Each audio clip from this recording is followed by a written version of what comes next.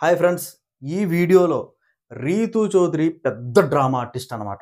అవకాశాలు దొరకట్లేదు గానీ, చాలా పెద్ద డ్రామా ఆర్టిస్ట్ అనమాట. ఎన్నిసార్లు ఎంతమంది చెప్పినా సరే, ఓడి యమ్మ జీవితం నిజంగా రీతూ చౌదరికి, డిమాండ్ పవన్‌కి మధ్యలో ఏదో ఉందామో అని నేను అనుకున్నానండి. ఈ వేళతోని నాకు సందేహం కూడా తీరిపోయిందబ్బా! ఏటండి అది మరీ టూ మచ్ తెలుసా? కంటెంట్ కోసమే ప్రేమాయణం సాగిస్తూ, కంటెంట్ కోసమే ఏదో చేస్తూ జనాల్ని ఎర్రేదోలను చేస్తున్నార్రా బాబు! ఎవరు ఓట్లేయకండి భయ్యా! ఎందుకు ఓట్లేసి బొక్క చెప్పు? ఇప్పుడు ఓట్లేసి మీ కంటెస్టెంట్స్‌ని గెలిపిస్తారు.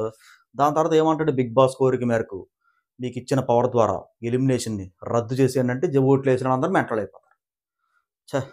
ఏటో. ఫ్రెండ్స్, ఇంకా ఈ వీడియోలో ఓటింగ్ ఎనాలిసిస్ గురించి మాట్లాడతాను. అలాగే రీతూ చౌదరి, డిమాండ్ పవన్ విడిపోయారా? కలిసున్నారా? అసలు రీతూ చౌదరి ప్రాబ్లమ్ ఏంటనేది ఈ వీడియోలో మీకు క్లారిటీగా ఎక్స్‌ప్లెయిన్ చేస్తాను. ఫ్రెండ్స్, దానికన్నా ముందు తెలుసు కదా! జస్ట్ ఒక్క లైక్ అండి. వీడియోకి ఒక్క లైక్ అంతే. ఓకేనా? ఒక్క లైక్ చేయండి ఫ్రెండ్స్. కంప్లీట్‌గా చూడండి. మీకు నచ్చితేనే సబ్స్క్రైబ్ చేసుకోండి. నచ్చితేనే సబ్స్క్రైబ్ చేసుకోండి. పక్కనే బెల్ ఐకాన్ క్లిక్ చేయండి. ఫ్రెండ్స్, ఇంకా వీడియోలోకైతే వెళ్ళిపోతాం. ఫ్రెండ్స్, ఇంకా రీతూ చౌదరి గురించి మాట్లాడుకోవాలనుకుంటే ఫోన్ అవసరం లేదులెండి. నేను 2:30 డ్యూటీ నుంచి వచ్చాను. ఓకేనా? వచ్చిన తర్వాత ఏంటంటే రీతూ చౌదరి, డిమాండ్ పవను మాట్లాడుకుంటారన్నమాట. ఏం మాట్లాడుకుంటారంటే రీతూ చౌదరి అలుగుతది. ఎందుకు అలుగుతదంటే, "నువ్వు వేరే అమ్మాయిలు నుంచి డాన్స్ ఏస్తన్నావు. నీ నుంచి ఇది ఎక్స్‌పెక్ట్ చేయలేదు. నీ మీద ఎన్నో హోప్స్ పెట్టుకున్నానని" చెప్పేసి రీతూ చౌదరి అంటది. రీతూ చౌదరి ఎందుకు అలాగన్నది?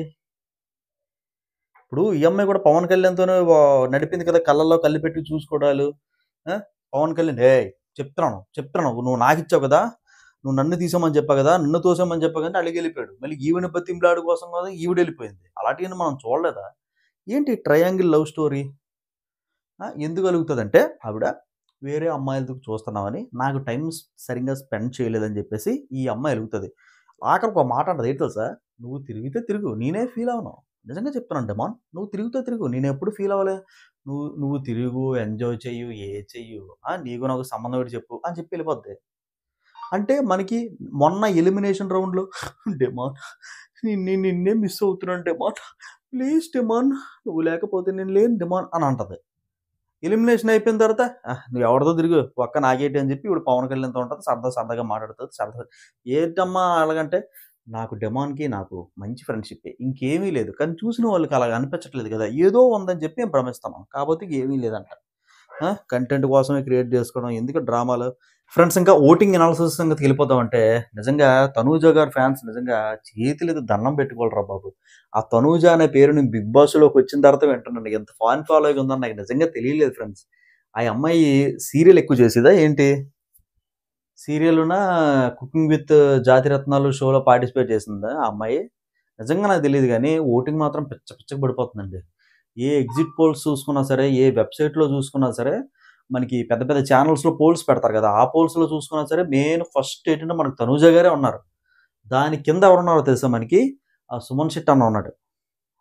సుమన్ శెట్టి అన్న 1, 2 ప్రపంచంతో దూసుకెళ్ళిపోతున్నాడు బాబు. సుమన్ శెట్టిని మనకి అన్నపూర్ణ స్టూడియోస్‌లో 'బిగ్ బాస్' టీము ఏదన్నా తీసి దొబ్బాలి అని చెప్పి తీసి దొబ్బాలి తప్ప 'శ్రీజ' గారిలాగా సుమన్ శెట్టి మాత్రం ఎళ్ళడు ఫ్రెండ్స్.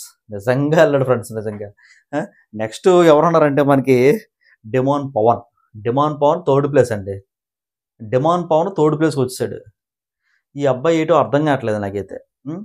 మన 'దివ్యల మాధురి' గారు ఛీ! 'మాధురి' గారు వచ్చేసరికి ఎక్కడికి వంటగదిలో ఉన్నాడంటే అసలు కాలు బయట పెట్టనివ్వట్ల. వంటగదిలోనే ఉండాలి. నువ్వసల మోపనందుకు కూడా వీలు లేదు. నీ గేమ్ నువ్వు పోతుంది అని చెప్పేసి అంటారు. హౌస్ మేట్స్ అందరూ అదే చెప్తారు డిమాండ్ పవన్‌కి. పోనీ రీతూ చౌదరిని దూరం పెట్టాలన్నా సరే, రీతూ చౌదరి వచ్చి మాట్లాడుతున్నారు. మరి ఎందుకు మాట్లాడితే ఎవ్వడికి తెలీదండి. అప్పటి వరకు ఆహ్, అందరితోనూ మాట్లాడుతది రీతూ చౌదరి. కరెక్ట్‌గా డిమాండ్ పవన్ కనిపించగానే కూర్చున్నాడనుకోండి 10 నిమిషాలు గ్యాప్ దొరుకుతది కదా! అప్పుడే బాడీ పెయిన్స్, గీడీ పెయిన్స్ వచ్చి మనోడు అలిసిపోయి కూర్చుంటాడనుకోండి. డిమాండ్ పవన్, నువ్వు నాకు టైం కేటాయించట్లేదు కదా! నువ్వు ఎవరితో పడితే ఆడితో తిరుగు. నాకేం సంబంధం లేదని చెప్పి వెళ్ళిపోద్దంతే. ఏంటిది అలాగే ఎళ్ళిపోతా? నాతోటి మాటాడట్లేదేటి నువ్వు? అని మన డిమాండ్ పవన్ అంటాడు. ఈళ్ళిద్దరు ప్రేమ కథ చూడలేక సచ్చిపోయాను. 2:30 గంటలు ఈ ప్రేమ కథే నడిసింది. ఆ! నెక్స్ట్ ఎవరున్నారంటే మనకి ఎవరున్నారంటే ఫ్రెండ్స్ 'దివ్యనిఖిత'. 'దివ్యనిఖిత' గారు ఉన్నారండి.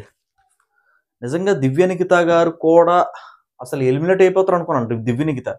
కాపోతే 'దివ్యనిఖిత' ఎల్లీలా కనిపించట్లేదు. మళ్ళీ ఓటింగ్ సడెన్‌గా పెరిగింది ఓటింగ్. ఆ! నెక్స్ట్ వచ్చేసరికి మనకి ఇంకా రాము రాథోడ్ ఉన్నాడు. బర్నీ గారు భయ్య మర్చిపోయి పెట్టండి. బర్నీ గారు ఉన్నారు, కిందన ఉన్నారు బర్నీ గారు. బర్నీ గారు అయితే వెళ్ళరులేండి. రాము రాథోడ్ ఇంకెవరికి ఏం అర్థం కాడు. ఇక్కడో మాట అక్కడో మాట. నాగార్జున సార్ వీకెండ్లోని శనివారం సాటర్డే అరే రాము అప్పుడు ఏం జరిగిందంటే ఏమో సార్ తెలియదు, గుర్తులేదు, మర్చిపోను అంటాడు. కానీ ఎలిమినేషన్ రౌండ్లోనే నామినేషన్ ప్రక్రియలోనే తమ్ముడు అలా పాయింట్ ఏంటంటే టక టక టక టక టక చెప్పేస్తారు అన్నమాట. ఇమానువేల్ గారికి అర్థం కాదు, బర్నీ గారికి అర్థం కాదు, రితు చౌదరికి అర్థం కాదు, తనూజ గారికి అర్థం కాదు, సుమన్ శెట్టి గారికి అర్థం కాదు, కొత్తగా వచ్చిన వాళ్ళకి అర్థం కాదు, పాత వచ్చిన వాళ్ళకి అర్థం కాదు. ఈ ఏటో అయోమయం సర్వీస్ ఇంకెవడకన్నా మైండ్ సెట్ బయట పడలేదు అనుకుంటే మనోడు రాము రాథోడ్. నెక్స్ట్ కింద బర్నీ గారు వెళ్ళిపోయారు. ఫ్యామిలీ మ్యాన్ వచ్చేసరికి ఆఖరికి వెళ్ళిపోయాడండి. ఆయన విధి విధానాలు ఏంటో ఎవరికి అర్థం కావట్లేదు. తీసుకెళ్ళా లాస్ట్లో పెట్టాడు. కాకపోతే ఓటింగ్ వచ్చినా రాకపోయినా సరే మనోడు మాత్రం ఎలిమినేట్ చేయరండి నిజంగా అయితే. భరణి గారిని అయితే ఎలిమినేట్ చేయరు, కానీ ఎక్కువ ఛాన్సులు ఏంటంటే మనకి రాము రాథోడ్ మీద ఎక్కువ ఉన్నాయని చెప్పేసి అయితే నా అభిప్రాయం. ఓకేనా. నెక్స్ట్ ఏంటంటే శ్రీజ గారు వస్తున్నారు, తప్పుని తెలుసుకున్నారు బిగ్ బాస్ టీము, ఇది అన్ఫేర్ ఎలిమినేషన్ తెలుసుకున్నారు. కాకపోతే ఈ వీక్ రాదు, దీపావళి తర్వాత రావచ్చు. ఓకేనా. మనకి 65%, 75% ఆమె వస్తుంది. ఓకేనా. అదే ప్రాసెస్ జరుగుతున్నాయి. ఇంకా బాగా ఆలోచిస్తారు. ఆలోచించి ఎక్స్ కంటెస్టెంట్స్ని కూడా తీసుకురావాలని చెప్పి ప్లాన్. దాంతోపాటు ఈ అమ్మాయి కూడా wild card entry, wild card entry, ఏ కార్డ్ ఎంట్రీ, ఈ అమ్మాయి కూడా లోపలికి అయితే ఎంటర్ అయిపోద్దంట శ్రీజ గారు. మంచిదేనండి. ఇప్పుడు ఏంటంటే ఓటింగ్ ప్రజలు డిసైడ్ చేయాలి. వాళ్ళెవరో వచ్చి 4 గేమ్స్ పెట్టేసి ఎలిమినేటెడ్ వీడియో కూడా చూపించుకుంటే బయటకు దొబ్బే అంటది కరెక్ట్ కాదు కదా. సెన్స్ ఉండాలి వేసిన వాళ్ళకన్నా సరే. ఇప్పుడు అందుకే చెప్తున్నాను కదా, ఓట్లు వేస్తున్నాడు కదా, పిచ్చకపోతే ఎవడరా బాబు ఓట్లు వేస్తున్నాడని చెప్పి అనుకుంటున్నాను. మళ్ళీ లాస్ట్ వరకు వచ్చి ఓటింగ్ వాల్యూ లేకుండా పోతుందండి నిజంగా చెప్పాలంటే. నిజంగా ఓటుకి వాల్యూ ఉండట్లేదు అసలు. అదనమాట ఫ్రెండ్స్, ఇది వీడియో మీరు కంప్లీట్గా చూసినది అనుకుంటున్నాను. షార్ట్ వీడియో అండి, మీ టైం అయితే అసలు నేను తినండి. సబ్స్క్రైబ్ చేసుకోండి. సబ్స్క్రైబ్ చేసుకుంటే పక్కన బెల్ ఐకాన్ క్లిక్ చేయండి. నేను ఏ వీడియో పెట్టినా సరే మీ నోటిఫికేషన్ అయితే వస్తుంది. Have a nice day. See you next day. Take care. Bye.